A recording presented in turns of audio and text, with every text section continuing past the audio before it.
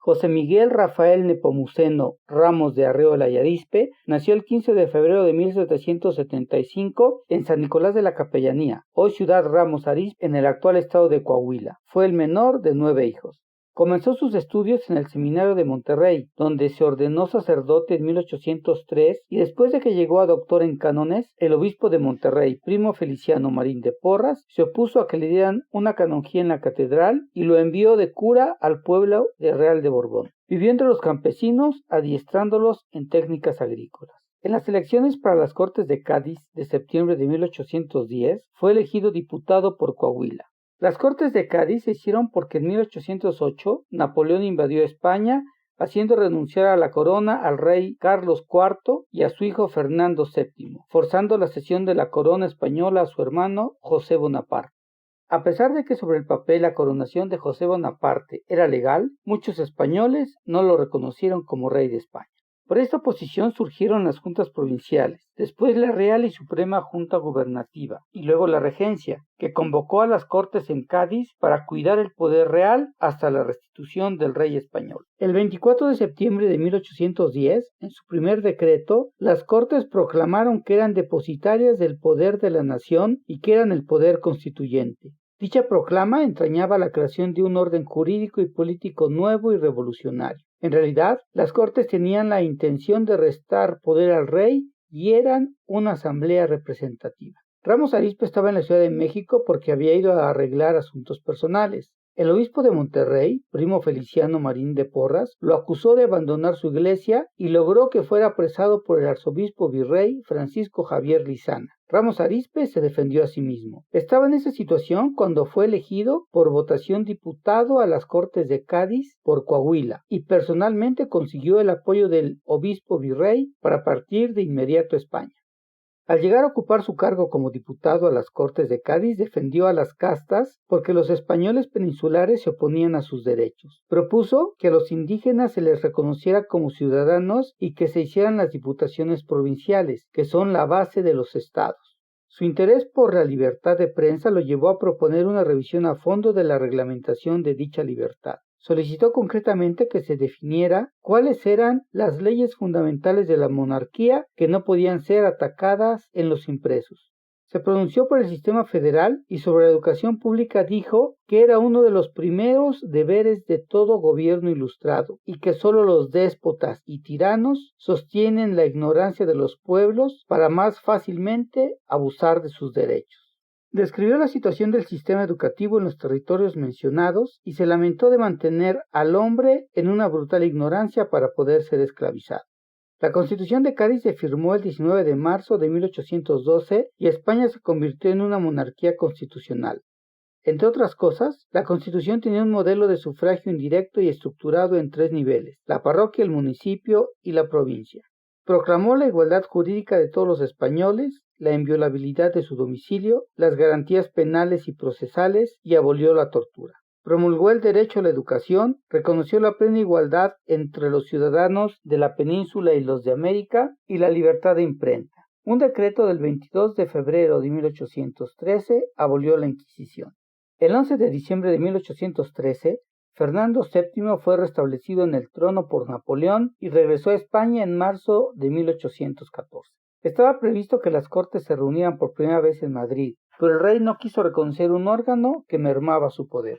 El rey Fernando VII, por medio del canónigo Blas Ostoloza, le ofreció a Miguel Ramos Arizpe el obispado de Puebla de Los Ángeles, a lo que respondió: «Yo no he salido de mi tierra a mendigar favores del despotismo. La misión que se me confió es de honor y no de granjería». Por su enérgica actitud fue a dar a la prisión de Madrid el 10 de mayo de 1814 y durante 17 meses fue privado de toda comunicación.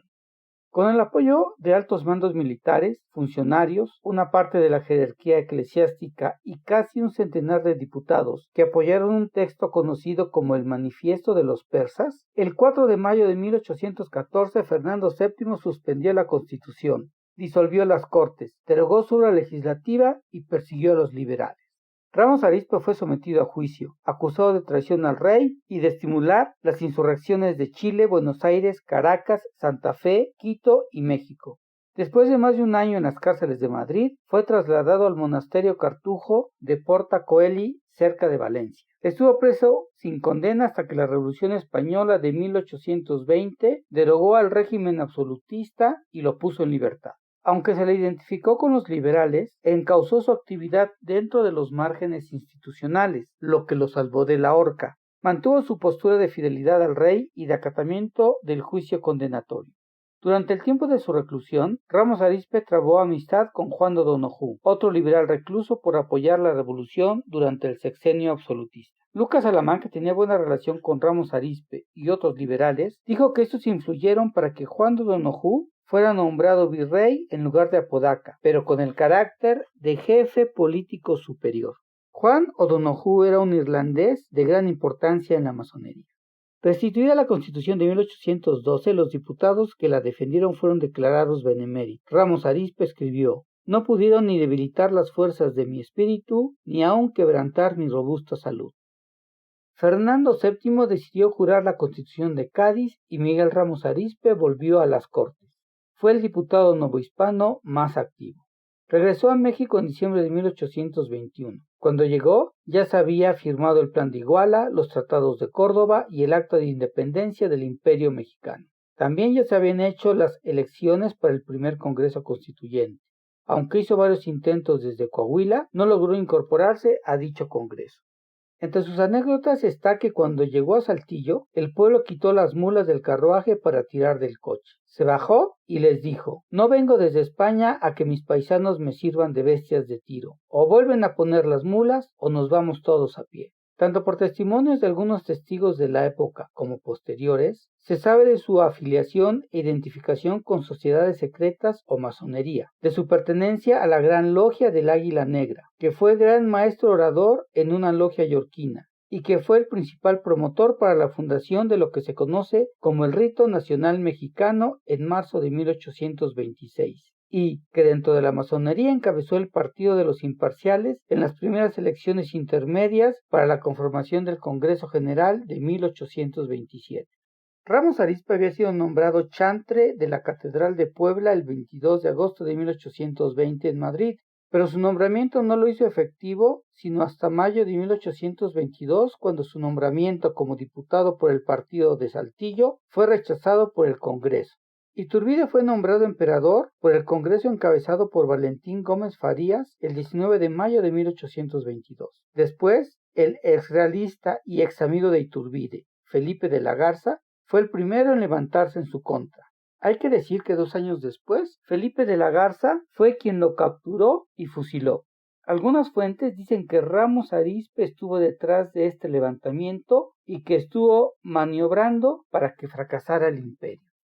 Agustín de Iturbide disolvió el primer congreso y formó la Junta Nacional Instituyente el 2 de noviembre de 1822, formada por miembros del Congreso disuelto. Los levantamientos aumentaron. México estuvo a punto de desmembrarse. Se crearon los estados de Jalisco, Zacatecas, Oaxaca y Yucatán con intención de independizarse.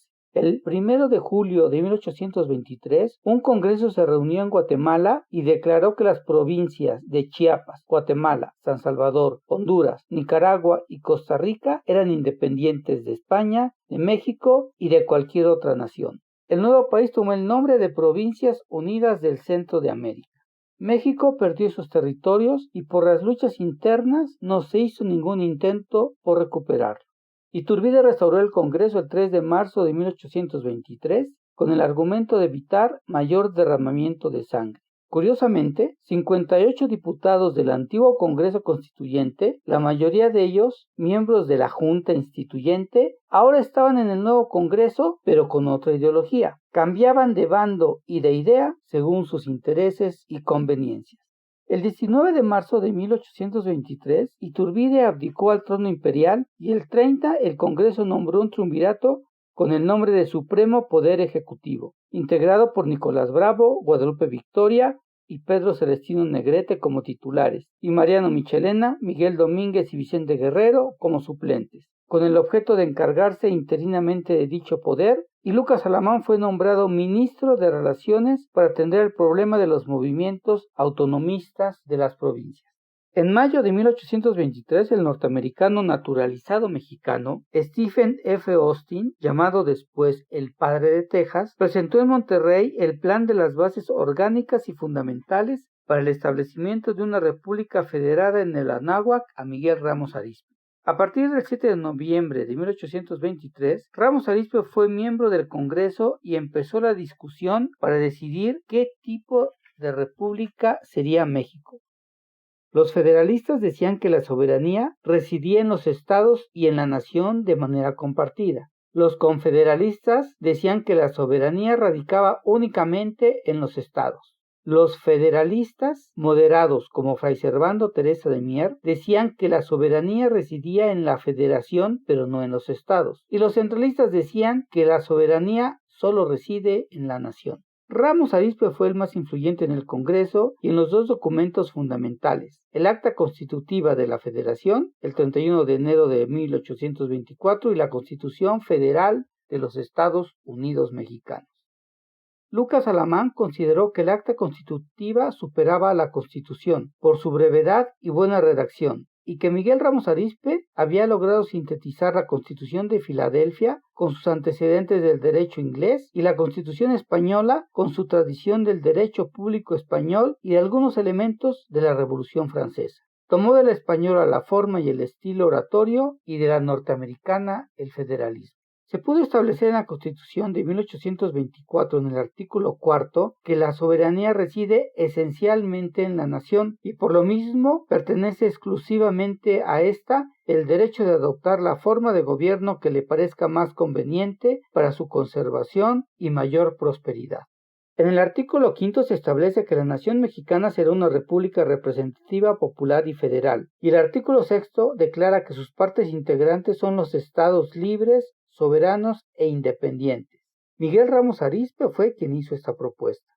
En la Constitución de México hay mucho más de la Constitución de Cádiz que de la de los Estados Unidos. Juan Bautista Higuíñez afirma que Ramos Arizpe fue uno de los más activos instrumentos del embajador norteamericano Poinsett en la fundación de las logias yorquinas, pero que al convencerse de las miras disolventes de dichas sociedades, se alarmó y queriendo contrarrestar su influjo sobre el gobierno, formó, con ayuda de varios liberales, un tercer partido que llamó de los imparciales. Cabe destacar lo polémico del personaje. Su discípulo y amigo José María Lafragua lo considera el padre del federalismo, un benemérito de la patria. Para el historiador Óscar Flores Tapia es el consumador de la independencia nacional, mientras que Lucas Alamán lo considera indómito e imperioso. Según Primo Feliciano Marín de Porras, era un revoltoso e inquieto, pero muy popular.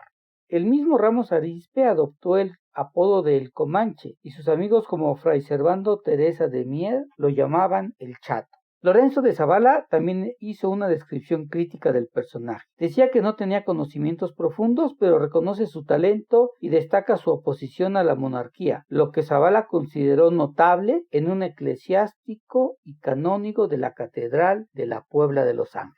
Por su parte, Manuel Gómez Pedraza admiraba la austeridad del personaje.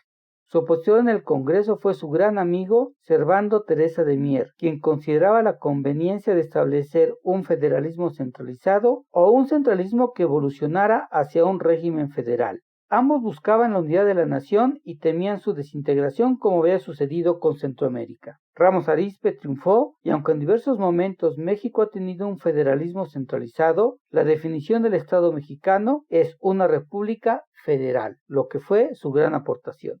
Sus principales acciones fueron la organización de los tribunales federales de la Suprema Corte y de los juzgados de circuito y de distrito. Además, se le consideró el principal promotor de la expulsión de los españoles peninsulares en 1828, pero se vio obligado a renunciar por sus diferencias con los masones yorquinos.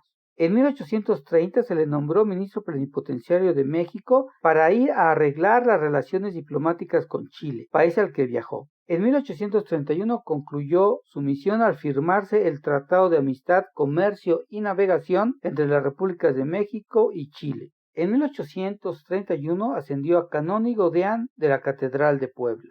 En diciembre de ese año, el presidente de la República, Manuel Gómez Pedraza, lo designó nuevamente ministro de Justicia y Negocios Eclesiásticos, así como también secretario de Hacienda.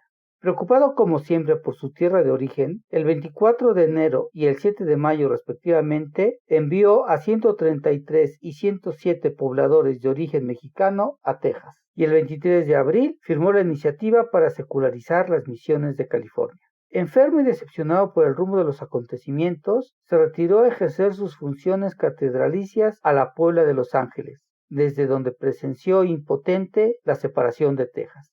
El 19 de febrero de 1841, en su casa de Puebla, recibió la visita de don Ángel Calderón de la Barca, primer ministro plenipotenciario de España en México y a quien había conocido en las Cortes.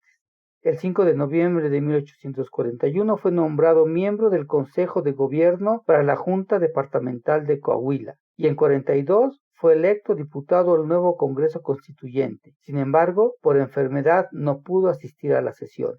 Tras sufrir un ataque de apoplejía que lo dejó semiparalítico y agonizante durante 17 días, la gangrena lo llevó a la muerte el 28 de abril de 1843 en la Puebla de Los Ángeles y fue sepultado en su catedral. El presidente Luis Echeverría ordenó el traslado de sus restos a la Rotonda de los Hombres Ilustres. Francisco Sosa escribió de él: fue uno de esos talentos que aparecen de cuando en cuando como apóstoles del progreso. Mártir de sus ideas, sufrió las decepciones de la Iglesia, la presión del despotismo, el destierro de los tiranos, las calumnias de los envidiosos y finalmente las amarguras y penalidades de una existencia consagrada enteramente al servicio de la patria. Esto fue Los Hechos de la Historia. Yo soy Manuel Palomino.